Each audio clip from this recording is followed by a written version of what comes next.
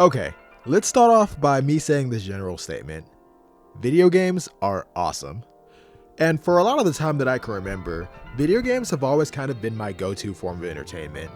As someone with ADHD and dyslexia, it's always been an optimal source of fictional content for me to play through and let my imagination soar through the lore of beautifully crafted stories and worlds. But I'm sure at some point we faced one of the many modern dilemmas getting into a new game. So many games, yet so little time. So many challenges, but so many learning curves to master. So many different options of games to play, but so much debate over what's worth buying with the rising price of games. In addition to, DLC and microtransactions, or maybe just the cost to build or update a PC so it can even handle the game you're playing. And to some, there may even be barriers to how much gaming is healthy, with issues of motion blur and epilepsy or other factors that limit how much you can sit in front of a screen. And this leads me to the conclusion that video games as a whole have been trending a little bit towards having an accessibility issue. And quite honestly, maybe there always has been that accessibility issue. But the hope is always that as technology evolves, we hope that things get better. Now, just going on a bit of a story time side tangent, there was a time during my college days where I really wanted to be a video game developer. I was a software engineering student, great passion for art and technology, maybe not the best student due to not really having the accommodations I needed for my ADHD, but I had a passion to learn as much as I could about programming. And maybe I convinced myself into thinking it's because I really wanted to get an amazing cool tech job to make my family proud. But I think in the bottom of my heart, I always just had a love for using technology and logic for a creative form of art, and I just really never had the artistic talent to, in any good faith, convince myself that I should try to develop a video game. As time passed, I found myself not working the job I went to school for due to COVID completely upending my graduation, kind of asking myself, why didn't I just take the leap sooner and just fuck around and find out? And if you know my channel as a real OG to my channel, you know that one of the results of that line of thought was working on creating the game Avigale Fields that I posted a trailer onto my channel. And as my first go around to programming, it was a pretty basic fetch quest game with RPG elements. And to the 100 subs that I got off of that trailer, you might be wondering, why the heck did I stop? And to be honest, it's really due to time. Now that I'm working a full-time job with a side job on the side to cover the cost of living and paying off all this freaking student debt from not finishing college. Because to be honest, the game is basically finished. I just hit a really hard roadblock trying to get animation done and to try to go more in depth with the gameplay to make it feel fun and like it flows together. With my very limited and amateur game development experience. Of course, in the future, if I ever get the opportunity again, I would go back and finish this game in a heartbeat. But the point of this video is not to talk about what happened to my unfinished game. It's really to talk about my thoughts about this topic of what thoughts stewed through my head. Because in all honesty, if it was such a time issue of making this game, then as a game developer, I start to ask myself the question of, how do we take into consideration the accessibility for time constraints that other players may face? Because even outside of video game developing, I notice that I really don't play video games that much anymore. And the video games I do play are ones that I can hop in easily and walk away easily from as well. And when trying to get some of my friends into video games who didn't really grow up with video games, by far the biggest issue that keeps coming up is time and accessibility. And this brings me to my point of really thinking about the reality of class consciousness in the development of video games as a medium, and just the philosophy that goes into modern gaming. So let's break it up into 3 topics. I'll talk about the impacts of accessibility to gaming in terms of resources, cost, and time.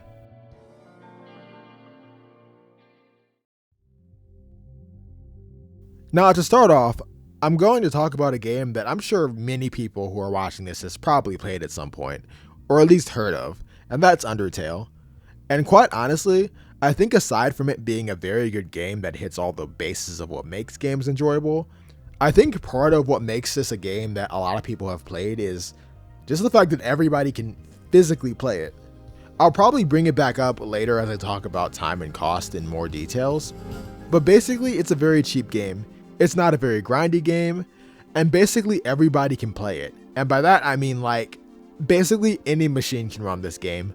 I've seen this game run on old worn down 2009 Macs, old beat up ThinkPad laptops, and basically any $200 laptop.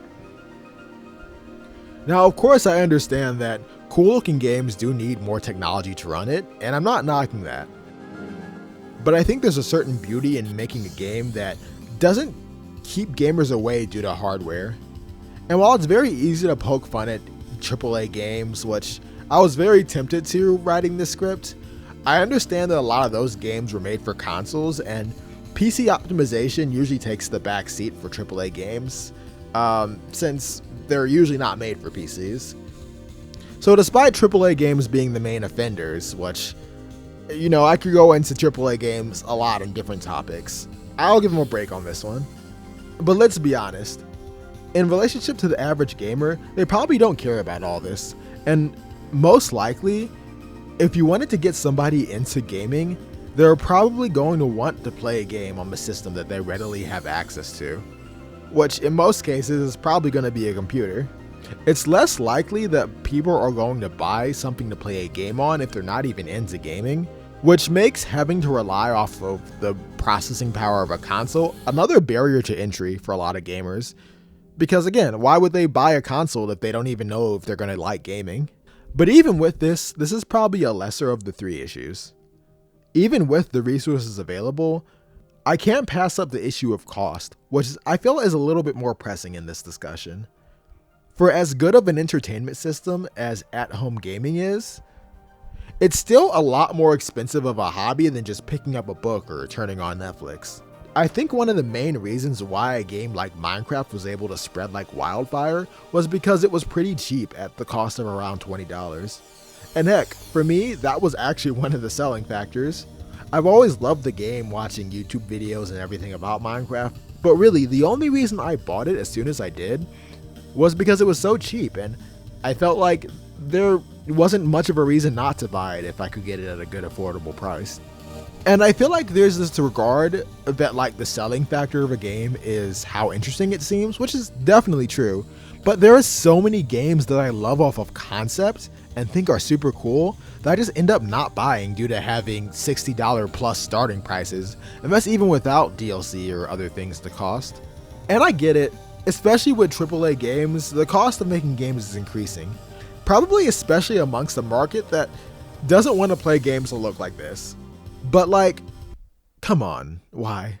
Why are you running my pockets to spend this much money just to feel like I'm playing a game that's complete? And this is coming from somebody who really likes The Sims, and kind of wish that this wasn't how things were with the game. But for the third point, there's time. And time, I feel, is the most elusive cost.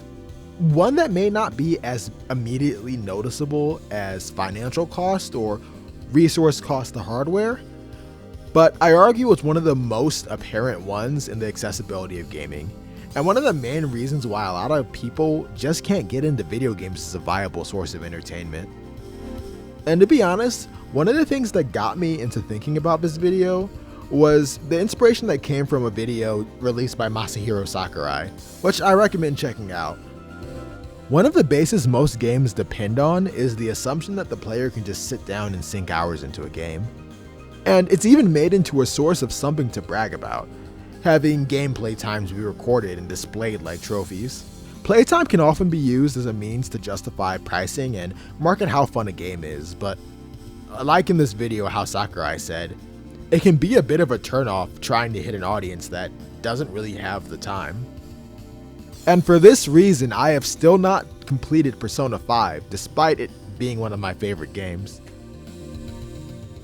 But now that I've kind of hit those 3 points, let's bring it back to the main issue: accessibility. And most specifically, accessibility in the question of people's lifestyles. As much as I believe gaming is truly one of the best forms of modern entertainment, that really has something to offer to everybody if they choose the right games, there is a point where it needs to be acknowledged that the philosophy of gaming truly favors those who don't have to worry as much about time, money, and resources. There's a reason why so many mobile games can get away with being made with such a low bar for expectations, but still run circles around games made by established companies when it comes to downloads and sales. The game Subway Surfer generated over $100 million in revenue, which is wild since it's like a free game. And that likely puts it on par with games that sell a few million units with a $60 price tag with, frequent discounts and everything. And that's just to say, games focusing on accessibility to all people really works. Because we want fun games, we want awesome games, we want games that are really well made. But I really think it is understated how just giving a little bit when it comes to price and time and resources just to make it more accessible can really make a difference. Just how much more widespread the appeal of video games can be to more people. Just look at how well games like Among Us and Genshin did in terms of making accessibility better through mobile versions. Now, do I think mobile phones are a great platform to go towards in the world of gaming? No, not necessarily. Especially with Steam Decks and other systems making an effort to make games more mobile. But the thing about phones is that it has a reputation of being accessible. Since everyone has one, everyone relies on one for their daily lives, and gaming consoles just have the reputation of being systems for people with enough time and less money concerns to just sit down in front of and play games. But part of this may just be due to the fact that a lot of people who work in these industries don't really live lives where they have to think about all these factors about time and money and resources as much as maybe the average person like you and me might.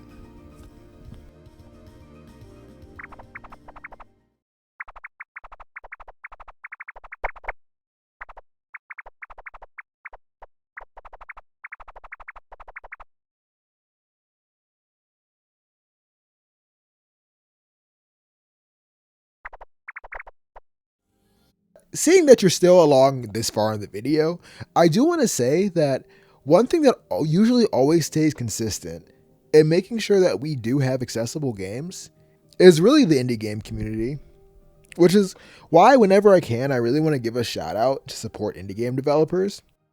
Often when I do find myself frustrated with the state of accessibility in modern gaming, usually the games I turn to do happen to be indie games, which honestly meets a lot of the constraints that I mentioned in this video. Usually they're cheaper, they are something that I can get into even if I don't have all the time in the world to play a game. And most of them are made on setups that really would work with anybody's hardware, since usually the developers who make indie games are using the same kind of hardware that most people are. So I really want to point this out for anybody kind of watching this video, that whenever you get the chance, please do be sure to support the indie community. In my opinion, the ecosystem of gaming would be so much better if all the indie devs really got all the love they deserved. But with that being said, that's the end of this video. A little bit more of like a looser video essay format, because I'll need a little bit more time before I can do another decoded video. But my next decoded video should be pretty good. Since my last decoded video, I got so many more followers, and every single one of you are so awesome. I love seeing all the positive comments that have been left on my last few videos, and really, you guys mean the world to me. But with that being said, this is me signing off for this video. Thank you so much for tuning in, and we should have something great for you in the next video. And of course, if you're still here this far, be sure to like and subscribe. Leave a comment if you want. I honestly really love seeing an active comment section. But like I said, this is Anima, signing out.